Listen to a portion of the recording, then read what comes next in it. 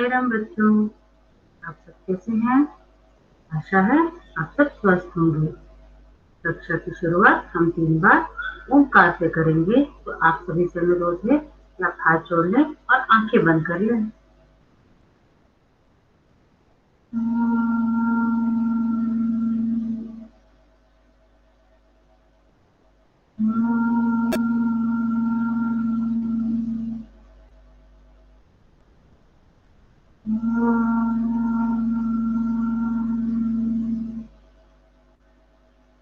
साई राम बच्चों, पिछले वीडियो में हमने वे दिन भी क्या दिन थे पाठ को पूरा किया था। इस वीडियो में हम नया पाठ डाकिये की कहानी कंवर सिंह की जुबानी, जो कि एक भेंटवार था अर्थात साक्षात्कार है, लेखिका और पुरस्कार प्राप्त डाकिये कंवर सिंह से हुई बातचीत के बारे में लेखिका ने आपको बताया है कि उन्होंने कुछ प्रश्न पूछे हैं और कंवर सिंह ने उन प्रश्नों के उत्तर दिए हैं। ठीक है, तो सबसे पहले बच्चों मैं इस पाठ को पढ़ देती हूँ, तो इसके लिए मैं अपना स्क्रीन शेयर कर रही हूँ।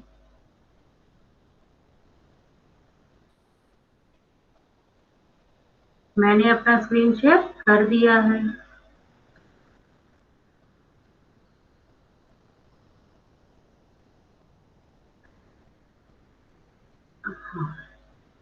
डाकिये की कहानी कंवर सिंह की जुबानी। शिमला की माल रोड पर जनरल पोस्ट ऑफिस है। उसी पोस्ट ऑफिस के एक कमरे में डाक छाटने का काम चल रहा है। सुबह के 11:30 बजे हैं। खिड़की से गुनगुनी धूप छनकर आ रही है। इस धूप का मजा लेते हुए 2 पैकर और 3 महिला डाकिया फटाफट डाक छाटने का काम कर रही हैं। वहीं पर मैंने सरकार से पुरस्कार पाने वाले डाकिया कंवर सिंह जी से बात की। मैंने मतलब लेखिका ने। लेखिका कौन है? जो जिन्होंने लिखा है उनका नाम है प्रतिमा शर्मा जी ने। यही बातचीत आगे दी जा रही है। आपका शुभ नाम? लेखिका ने पूछा, आपका शुभ नाम? तो कंवर सिंह ने कहा, मेरा नाम कंवर सिंह है। मैं हिमाचल प्रदेश के शिमला जिले के नेरवा गांव का निवासी हूँ। मेरी उम्र 45 साल है। आपके परिवार में कौन कौन है, उसके बारे में कुछ बताइए। मेरे 4 बच्चे हैं, 3 लड़कियां और 1 लड़का। 2 लड़कियों की शादी हो चुकी है। मेरा एक और बेटा भी था। वह मेरे गांव में एक पहाड़ी से लकड़ियां लाते हुए गिर गया, जिससे उसकी मौत हो गई। फिर लेखिका ने प्रश्न किया, आपके बेटे के साथ जो हुआ उसका हमें बहुत दुख है। आपके इलाके में इस तरह की घटनाएं क्या अक्सर होती हैं? जी, ऐसी घटनाओं का होना असाधारण नहीं है। यहाँ हर साल तिरछी ढलानों या ढाकों से घास काटते हुए कई औरतें गिरकर मर जाती हैं। फिर भी यहाँ ऐसे ही रास्तों से चलना पड़ता है, क्योंकि दूसरे कोई रास्ते होते ही नहीं। हमारे गांव में अभी तक बस नहीं पहुंच पाती है। हिमाचल में हजारों ऐसे गांव हैं जहां पैदल चलकर ही पहुंच सकते हैं। फिर लेखिका ने प्रश्न किया, फिर आपके बच्चे पढ़ने कैसे जाते होंगे? तो कंवर सिंह ने जवाब दिया, मेरे बच्चे गांव के स्कूल में पढ़ने जाते हैं। स्कूल लगभग 5 किलोमीटर दूर है। मेरी एक लड़की 10वीं तक पढ़ी है, दूसरी 12वीं तक, तीसरी लड़की 12वीं कक्षा में पढ़ रही है, बेटा 10वीं में पढ़ता है। फिर लेखिका ने प्रश्न किया, आप जहाँ काम करते हैं वहाँ आपके अलावा और कौन कौन है? क्या आपको डाकिया ही कहकर बुलाते हैं? फिर कंवर सिंह ने जवाब दिया, पहले मैं भारतीय डाक सेवा में ग्रामीण डाक सेवक था, अब मैं पैकर बन गया हूँ, पर हूँ वही नीली वर्दी वाला डाक सेवक। फिर लेखिका ने प्रश्न किया, डाक सेवक को करना क्या क्या होता है? कंवर सिंह ने जवाब दिया, मुझे बहुत कुछ करना होता है। चिट्ठियां, रजिस्ट्री पत्र, पार्सल, बिल, बूढ़े लोगों की पेंशन आदि छोड़ने गांव-गांव जाता हूँ। फिर लेखिका ने प्रश्न किया, क्या यह सब अभी भी करना पड़ता है? क्योंकि अब तो सूचना और संदेश देने के बहुत से नए तरीके आ गए हैं। तो कंवर सिंह ने कहा, शहरों में भले ही आज संदेश देने के कई साधन आ गए हैं, जैसे फोन, मोबाइल, ईमेल वगैरह, लेकिन गांव में तो आज भी संदेश पहुंचाने का सबसे बड़ा जरिया डाक ही है। इसलिए गांव में लोग डाकिए का बड़ा आदर और सम्मान करते हैं। अपनी चिट्ठी आदि पाने के लिए डाकिए का इंतजार करते हैं।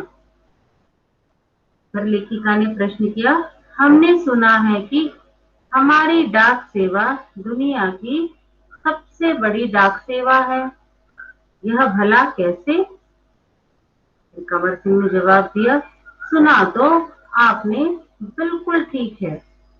हमारे देश की डाक सेवा आज भी दुनिया की सबसे बड़ी डाक सेवा है और सबसे सस्ती भी। केवल 5 रुपए में देश के किसी भी कोने में हम चिट्ठी भेज सकते हैं। पोस्ट कार्ड तो केवल 50 पैसे का ही है, यानी 50 पैसे में भी हम देश के हर कोने में अपना संदेश भेज सकते हैं। लेखिका ने फिर प्रश्न किया, आपको अपनी नौकरी में मजा तो बहुत आता होगा। कंवर सिंह ने जवाब दिया, मुझे अपनी नौकरी बहुत अच्छी लगती है। जब मैं दूर नौकरी करने वाले सिपाही का मनी ऑर्डर लेकर उसके घर पहुंचता हूँ, तो उसके बूढ़े माँ बाप का खुशी भरा चेहरा देखते ही बनता है। ऐसे ही जब किसी का रजिस्ट्री पत्र पहुंचाता हूँ, जिसमें कभी रिजल्ट, कभी नियुक्ति पत्र होता है, तो लोग बहुत खुश होते हैं। बूढ़े दादा और बूढ़ी नानी तो पेंशन के पैसे मिलने पर बहुत ही खुश होते हैं। 6 महीनों तक वे मेरा इसके लिए इंतजार करते हैं। हिमाचल में बूढ़े लोगों को पेंशन हर 6 महीनों के बाद इकट्ठी ही दी जाती है। फिर लेखिका ने प्रश्न किया, आप क्या शुरू से इसी डाकघर में काम कर रहे हैं? तो कंवर सिंह ने जवाब दिया, शुरू में तो मैंने लाहौल स्पीति जिले के किप्पर गांव में 3 साल तक नौकरी की है। यह हिमाचल का सबसे ऊंचा गांव है। इसके बाद 5 साल तक इसी जिले के काजा में और 5 साल तक किन्नौर जिले में नौकरी की है। उस वक्त इन गांवों में टेलीफोन नहीं थे, बसें भी सिर्फ मुफ्त तक की जाती थी। अभी भी ऐसे अभी भी कई ऐसे गांव हैं जहां न तो बस जाती है और न ही वहां टेलीफोन है। ऐसी जगह में ग्रामीण डाक सेवा का बहुत मान किया जाता है। अब फिर लेखिका ने प्रश्न किया, आप पहाड़ी इलाके में रहते हैं, जाहिर है डाक पहुंचाना आसान काम तो नहीं होगा। फिर कंवर सिंह ने जवाब दिया, हाँ, मुश्किलें तो आती ही हैं। जब मैं किन्नौर जिले के मुख्यालय रिकांगपिओ में नौकरी करता था, तो सुबह 6 बजे मेरी ड्यूटी शुरू हो जाती थी। मैं 6 बजे सुबह शिमला जाने वाली बस में डाक का बोरा रखता था और रात को 8 बजे शिमला से आने वाली बस से डाक का बोरा उतारता था। पैकर को ये सब काम करने पड़ते हैं। किन्नौर और लाहौल स्पीति हिमाचल प्रदेश के बहुत ठंडे और ऊंचे जिले हैं। इन जिलों में अप्रैल महीने में भी बर्फबारी हो जाती है। बर्फ में चलते हुए पैरों को ठंड से बचाना पड़ता है, वरना स्नो बाइट हो जाते हैं, जिससे पैर नीले पड़ जाते हैं और उनमें गैंग्रीन हो जाती है, जिससे उंगलियां झड़ सकती हैं। इन जिलों में मुझे एक घर से दूसरे घर तक डाक पहुंचाने के लिए लगभग 26 किलोमीटर रोजाना चलना पड़ता था। हिमाचल में एक गांव से दूसरे गांव की दूरी लगभग 4 या 5 किलोमीटर तक होती है। हिमाचल के गांव छोटे छोटे होते हैं। एक गांव में बस 8 से 10 या कभी कभी 6-7 घर ही होते हैं, इसीलिए चलना काफी पड़ता है। चलना तो खैर हमारी आदत में ही शामिल हो चुका है। ग्रामीण डाकिये की जिंदगी में तो चलना ही चलना है। फिर लेखिका ने प्रश्न किया, आपने बताया था कि पहले आप डाक सेवक थे, अब पैकर हैं, इसके आगे भी कोई प्रमोशन है क्या? अब कंवर सिंह बोलते हैं, पैकर के बाद डाकिया बन सकते हैं, बस एक इम्तिहान पास करना पड़ता है। अभी तो काम के हिसाब से हमारा वेतन काफी कम रहता है।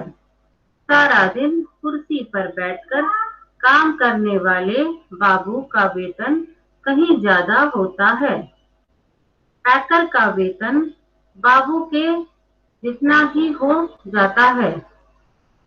अब तो डाकिये की नौकरी में लगना भी बहुत मुश्किल हो चुका है। हम में से जितने डाकिये रिटायर हो चुके हैं, उनकी जगह नए डाकियों को नहीं रखा जा रहा है। इससे पुराने डाकियों पर काम का बोझ दिन प्रतिदिन बढ़ता ही जा रहा है। न जाने आने वाला समय कैसा होगा। फिर लेखिका ने प्रश्न किया, काम के दौरान कभी कोई बहुत खास बात हुई हो? एक घटना आपको सुनाता हूँ। मेरा तबादला शिमला के जनरल पोस्ट ऑफिस में हो गया था। वहां मुझे रात के समय रेस्ट हाउस और पोस्ट ऑफिस चौकीदारी का काम दिया गया था। यह 1998 की बात है। 29 जनवरी को रात लगभग 10:30 बजे का समय था। बाहर से किसी ने पोस्ट ऑफिस का दरवाजा खटखटाया। मैंने पूछा, कौन है? जवाब आया, दरवाजा खोलो, तुमसे बात करनी है। मैंने दरवाजा खोला तो अचानक 5-6 लोग अंदर घुसे और मुझे पीटना शुरू कर दिया। मैंने पूछा, क्यों पीट रहे हैं? तो उन्होंने कोई जवाब नहीं दिया। सारे ऑफिस की लाइटें बंद कर दी। इससे पहले कि मैं कुछ समझ, मेरे सिर पर किसी भारी चीज से कई बार मारा, जिससे मेरा सिर फट गया। मैं लगातार चिल्लाता रहा। उसके बाद मैं बेहोश हो गया और मुझे कुछ भी पता न चला।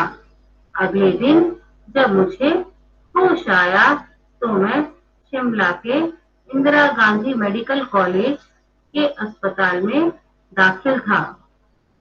सिर में भयंकर दर्द हो रहा था।